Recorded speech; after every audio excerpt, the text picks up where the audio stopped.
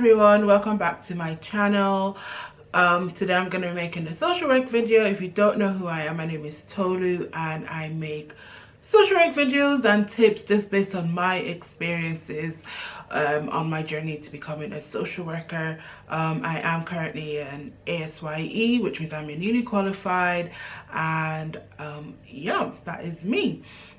So today's video is just a few tips on how to prepare for your placement. I think around this time a lot of people will be going off to placement. So if you're unfamiliar within social work whilst you're practicing in England in the master's level, you have two placements, one in your first year, which is a 70 days placement, and one in your second year, which is a 100 days placement.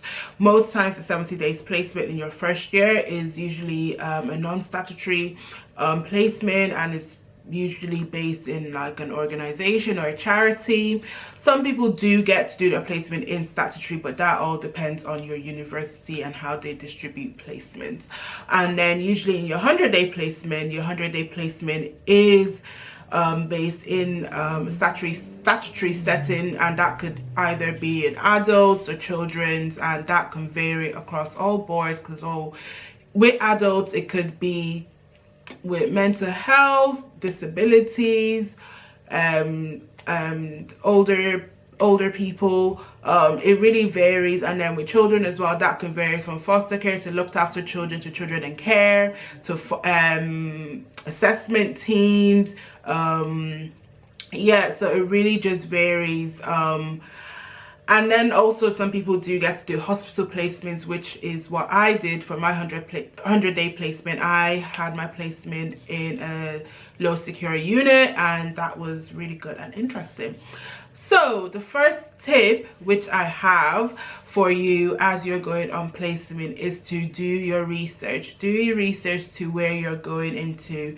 Before you go out on placement, your placement tutor or supervisor would obviously share the details with you, to share contact details with, you know, your supervisor on site or off site, your practice educator, and all of that stuff. Do your research as to where you're going to. I had my first placement in a drug and alcohol service, so before I went before my first day of placement, I just tried to do as much research as I could about the organization, and just try and figure out random facts that you can get, just to at least you kind of have some sort of an idea of where you're going. And I did the same thing when I was going to my placement in my second year, because that one I literally did not know what to expect. I heard secure unit, I heard forensics. I was like, oh my goodness, what is this? But it helped in terms of a little bit of knowledge, but really just I guess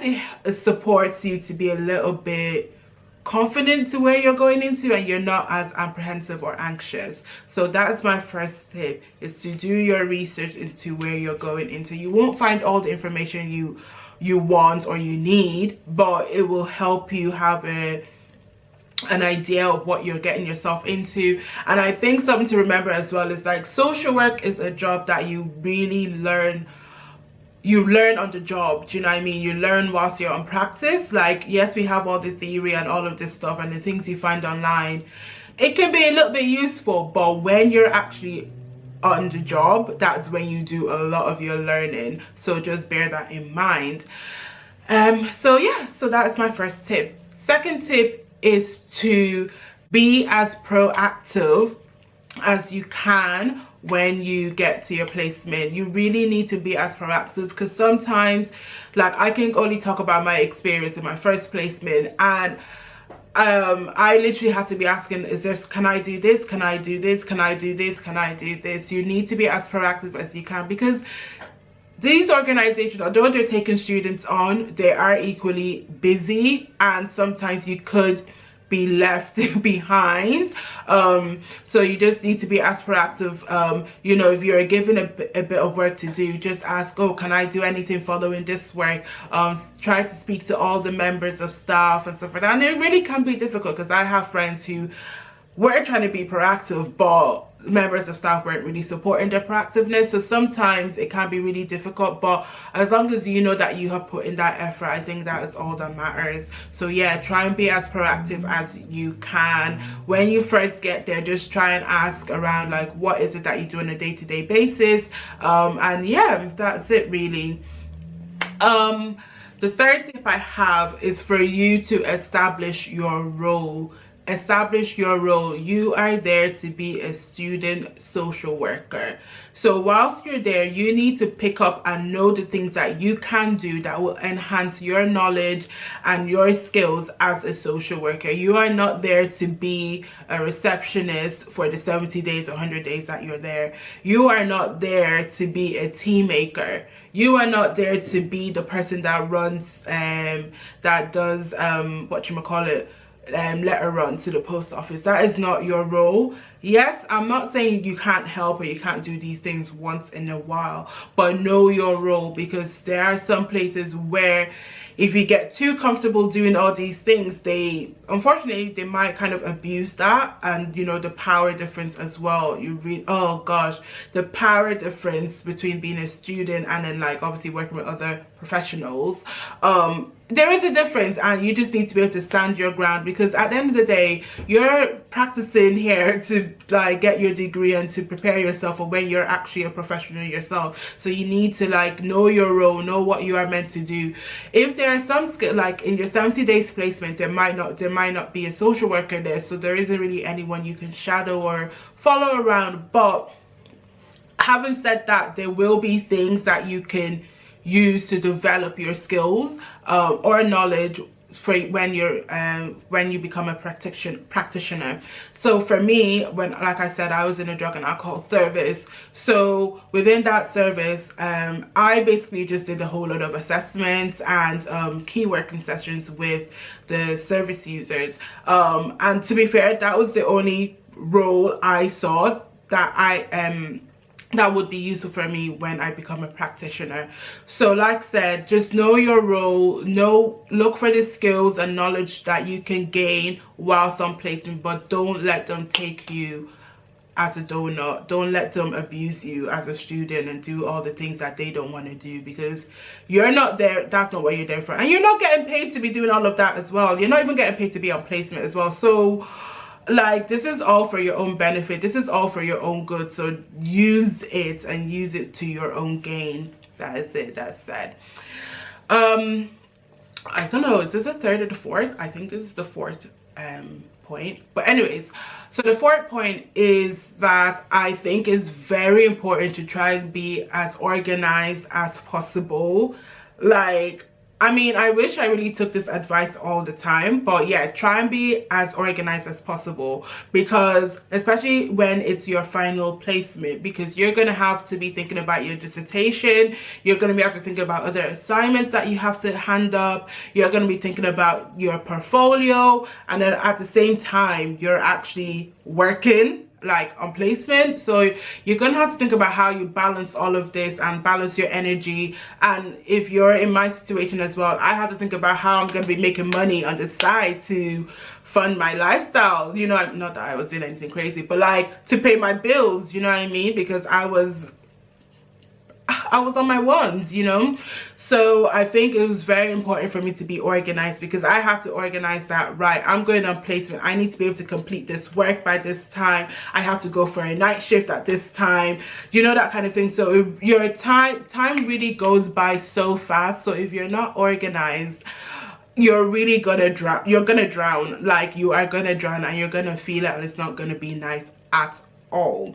So try and be organized. Know when you have your midway reviews, know when you have to have certain parts of your portfolio submitted, know when you have to have assignments completed. You know, it's just get a diary, because the diary will just help you. If that diary does not work, just pin it around, do whatever works for you, but try and be as organized as possible, because at the end of the day as well, with your placement, with your portfolio, you are the one that is in charge. Your supervisor is only going to chase you and say, have you done it? But if you have not done it, they're not going to, what's their business? They have their money that they're making in their job, you know what I mean?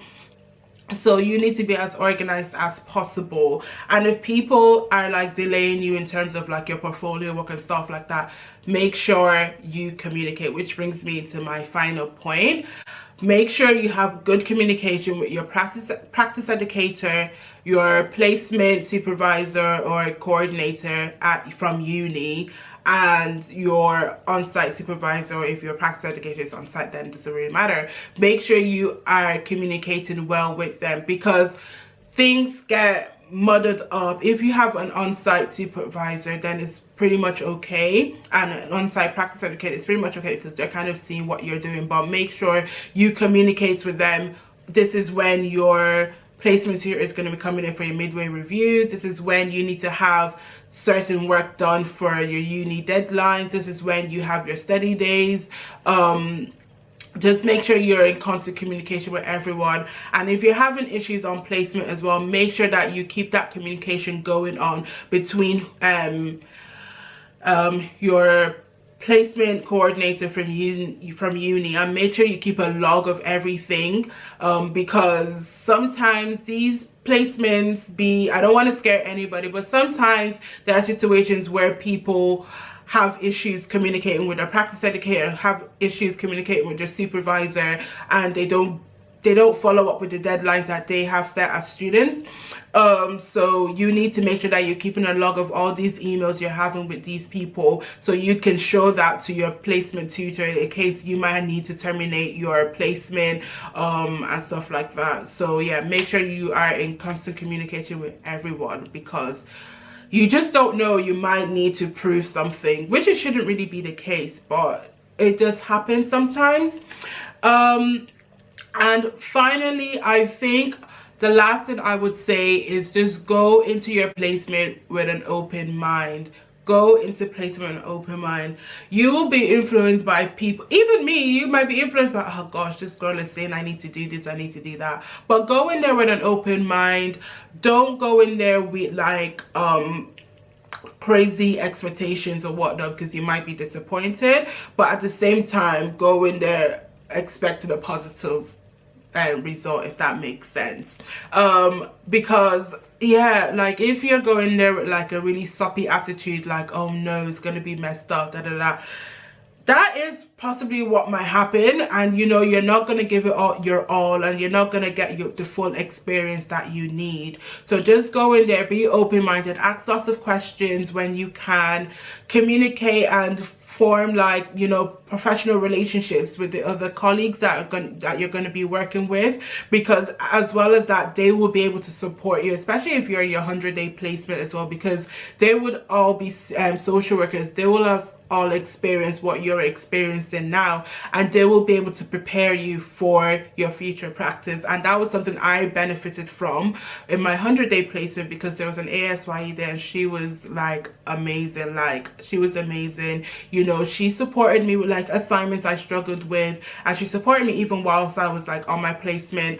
And all the other social workers there as well like prepped me for when I had interviews. They supported me into like, this is what you should kind of go into as like starting out and stuff like that. So it's really good if you like just be open, don't be closed, don't go in there and be like, right, I'm only there for placement, and don't talk to anyone, because you will not gain anything from there. And it's gonna look bad on you as well, because it's gonna be like, oh, she just didn't want to form a relationship with anyone and stuff like that.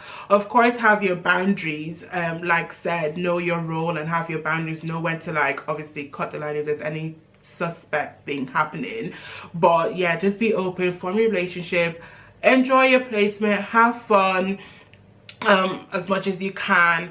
And I know for those who obviously in these times, this coronavirus times, some people might have to do placement from home, which I had to kind of do halfway through my 100-day placement. And it is a bit difficult, because it's like you have to form these relationships with these people over Skype or Teams and stuff like that. But like I said, you really just have to try and be as proactive as you can be, and you know, join in on meetings online, you know, talk to people, show your face so people can get to know you. Because remember, if you're starting placement like working from home, they wouldn't have had the opportunity to meet you face to face. Ask if you can come, if you're going out to visit, ask if you can step out to go out and visit with them. I had to start working from home, my ASYE working from home, so that is the things I had to do. I don't have anything else to share. I think those are all the tips I have for anyone who's starting out placements. I wish everyone the best of luck out on the placement, and yeah, just remember, be open-minded, get as much experience as you can and knowledge, and yeah, keep it moving. Until next time guys, stay blessed, and yeah, bye.